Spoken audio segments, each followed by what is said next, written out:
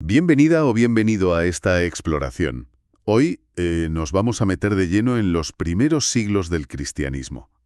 Queremos entender un proceso que, la verdad, es fascinante. Cómo se preparaba a los nuevos creyentes. Lo que se llamaba la catequesis de los catecúmenos. Eso es. Tenemos unos extractos, de un anexo que lo detalla bastante bien. Cómo iba la cosa en los siglos III y IV. La idea es, este es entrañar un poco la estructura, el porqué, ¿no?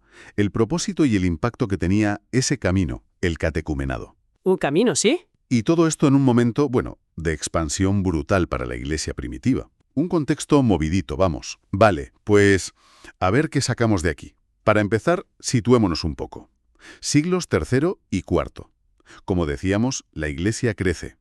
Crece mucho, muy rápido. Una barbaridad. Y claro, atrae a muchísima gente del mundo pagano. Entonces surge un desafío, ¿no? Una necesidad muy clara. ¿Cómo preparamos a toda esta gente para los sacramentos clave? Bautismo, confirmación, Eucaristía. Claro, no era cuestión de, venga, pasa y ya está. No. Había que hacer algo. Exacto. Y justo de ahí, de esa necesidad vital, pues nace el catecumenado.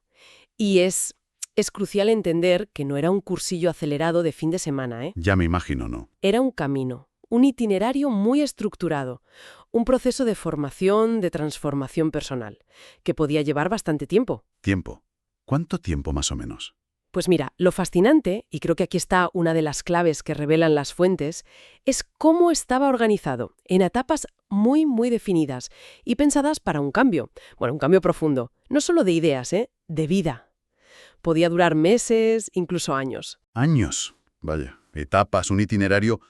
Suena algo bastante más complejo y exigente que unas simples charlas, ¿no? Hombre, claro. ¿Cómo funcionaba exactamente? Danos una idea de ese camino. Definitivamente eran más que clases. A ver, el primer paso era lo que llamamos el precatecumenado. El pre. Eso es.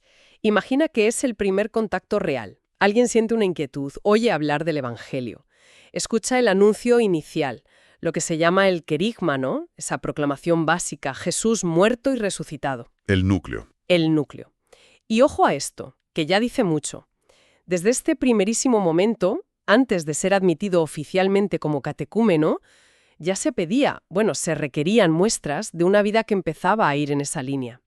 O sea, coherencia. Coherencia. Se pedía un testimonio inicial. No valía solo con decir, me interesa. Vaya, o sea que no bastaba con levantar la mano y decir, me apunto. Ya de entrada había una exigencia de cambio, demostrar una intención seria. Totalmente. Eso marca un tono, ¿eh? Marca un tono muy claro. Había que mostrar una disposición real.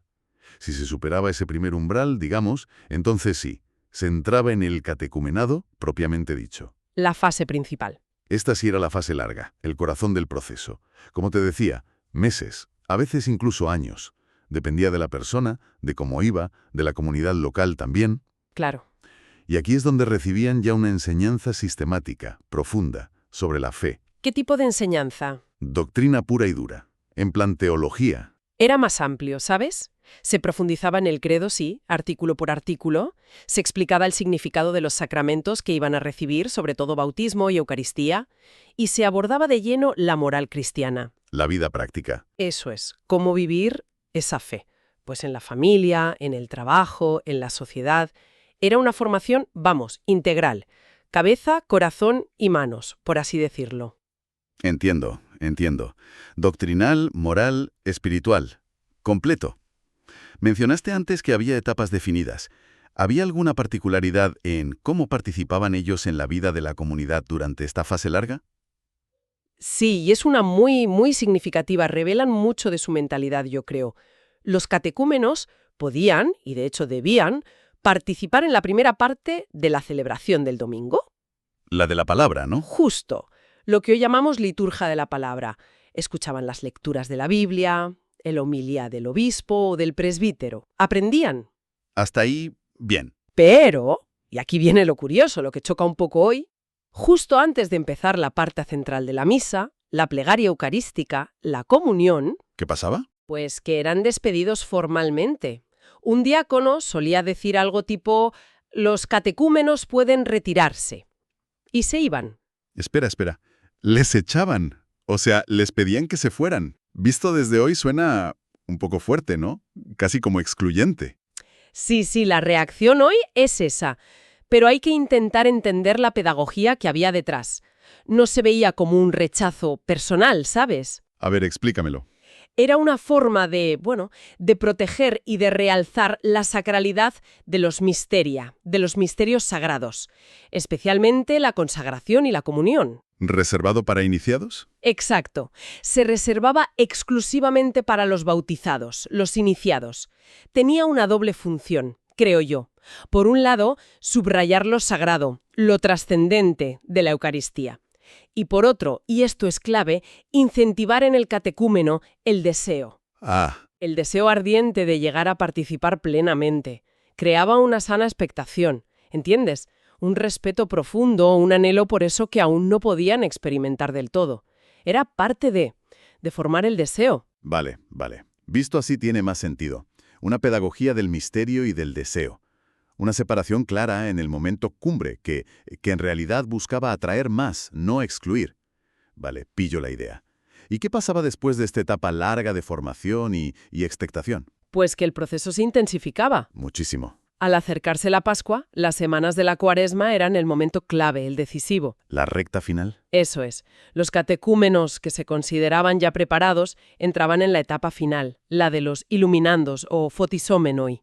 ¿Qué significa? Los que van a ser iluminados. Iluminados por el bautismo en la vigilia pascual, claro. Era como el sprint final hacia la meta. ¿Y en qué consistía ese sprint? ¿Más clases intensivas o...? Era mucho más que eso. Era una preparación espiritual y ritual muy, muy intensa. Los textos hablan de varias cosas clave. Primero, recibían lo que llaman exorcismos menores. Uf, exorcismos.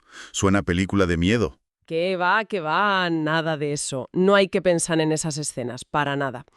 Eran oraciones solemnes de la Iglesia sobre ellos, pidiendo a Dios que los purificara de cualquier influencia que quedara del paganismo, del mal, que los fortaleciera en su camino a Cristo. Ritos de liberación, de protección espiritual. Vale, oraciones de purificación y fortaleza. Eso, también pasaban por los escrutinios. Escrutinios. Eran momentos de oración de toda la comunidad y de discernimiento. La Iglesia rezaba fuerte por ellos y se evaluaba de alguna manera su progreso espiritual, la sinceridad de su conversión. Se buscaba fortalecer su decisión, ¿sabes? Asegurarse de que estaban listos para el compromiso. O sea, no era solo un examen de conocimientos, era un acompañamiento espiritual de toda la comunidad. Muy potente. Exacto. Y había otro elemento muy importante, muy práctico. La traditio y reditio symboli et orationis dominicae. Suena complicado. ¿Qué es? Pues es la entrega y la devolución del símbolo de la fe, el credo y del Padre Nuestro. Se les entregaba solemnemente, como un tesoro. Tenían que aprenderlo de memoria. ¿De memoria? Sí. Y no solo aprenderlo. En un momento dado tenían que devolverlo, la reditio, recitándolo públicamente, delante de toda la comunidad reunida. Uf, recitar el credo de memoria delante de todos. ¡Qué momento! Imagino los nervios, la emoción, el compromiso público que suponía eso. Claro. No era una fe precisamente privada, ¿eh? Para nada. Era un compromiso visible, una profesión de fe personal asumida ante la Iglesia. Y bueno, todo este camino, toda esta intensidad, culminaba de forma espectacular en la noche más importante del año cristiano, la Vigilia Pascual. La gran noche. Ahí, en esa celebración nocturna, larguísima, solemne, llena de símbolos de luz, de agua, ahí se realizaba la iniciación cristiana completa, todo junto. Los 3 sacramentos. Los 3. Primero el bautismo, que normalmente era por inmersión total en el agua. Un signo potentísimo, ¿eh? Morir al pecado, al hombre viejo, y renacer a una vida nueva en Cristo. Salían del agua como nuevas criaturas. Impresionante. Inmediatamente después, todavía casi mojados, digamos, recibían la confirmación. El obispo les imponía las manos, los ungía con el crisma, ese aceite perfumado y consagrado. Era el signo del don del Espíritu Santo, que los fortalecía, los sellaba como cristianos. El sello del Espíritu. Y finalmente, muchas veces ya vestidos con túnicas blancas, símbolo de su nueva dignidad, de su pureza, participaban por primera vez, y ya de manera plena, en la Eucaristía. Recibían la comunión, el cuerpo y la sangre de Cristo. La primera comunión. Era la culminación absoluta de todo el proceso, la entrada definitiva, gozosa, en la plena comunión de la Iglesia. Realmente. Sobrecogedor. Todo el camino condensado y celebrado en esa noche única, cargada de símbolos, de significado. Una experiencia que tenía que transformar, sin duda. Desde luego. Pero mencionaste algo antes que me pareció muy interesante y que las fuentes dicen, recalcan, que este sistema tan elaborado no solo formaba a los que entraban a los laicos, sino que también era clave para formar al clero. ¿Cómo es eso? Suena increíblemente eficiente. Lo era. Y esta es una de las genialidades del sistema, yo creo.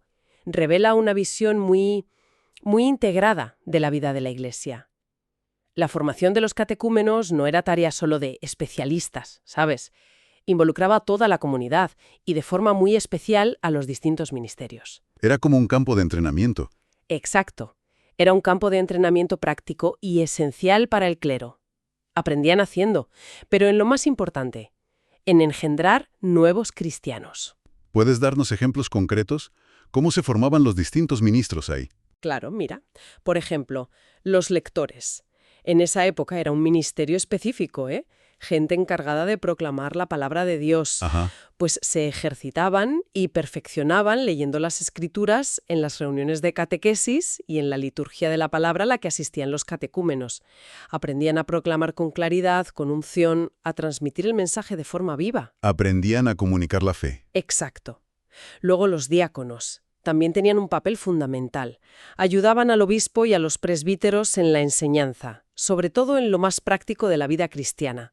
Se encargaban de la caridad con los catecúmenos necesitados y velaban por el orden litúrgico, como asegurarse de que salieran en el momento justo antes de la plegaria eucarística.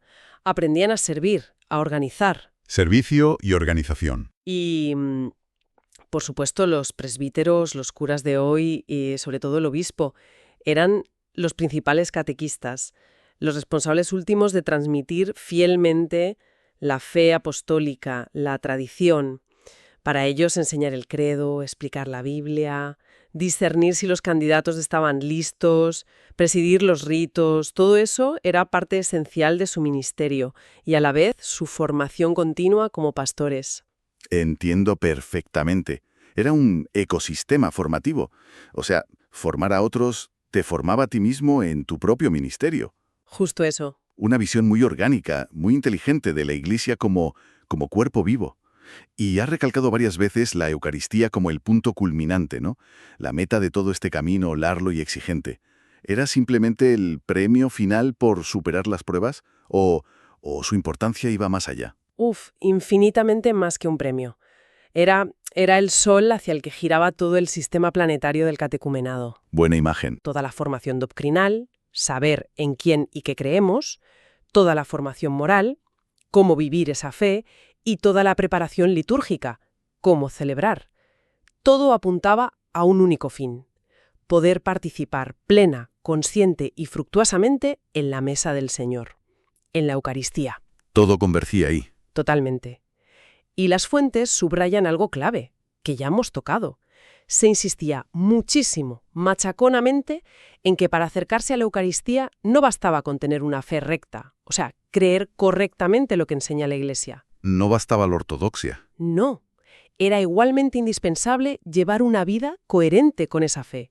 Ortodoxia y ortopraxis.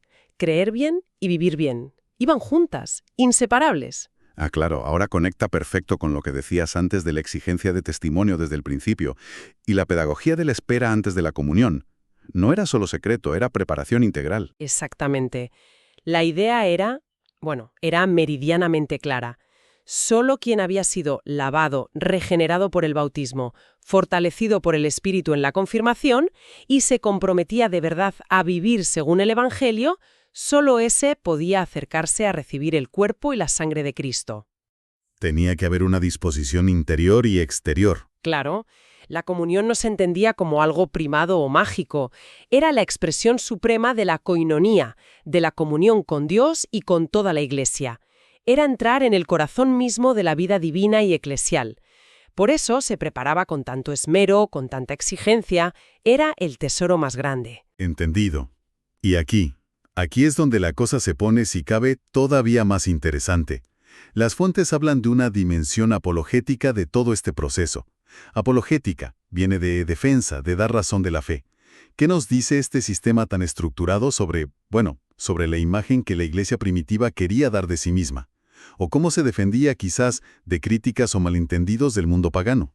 Nos dice muchísimo, muchísimo sobre cómo se veía a sí misma la Iglesia y cómo quería ser vista en esos siglos, complejos y a veces hostiles, ¿no? Claro. Hay varias implicaciones apologéticas importantes, yo creo.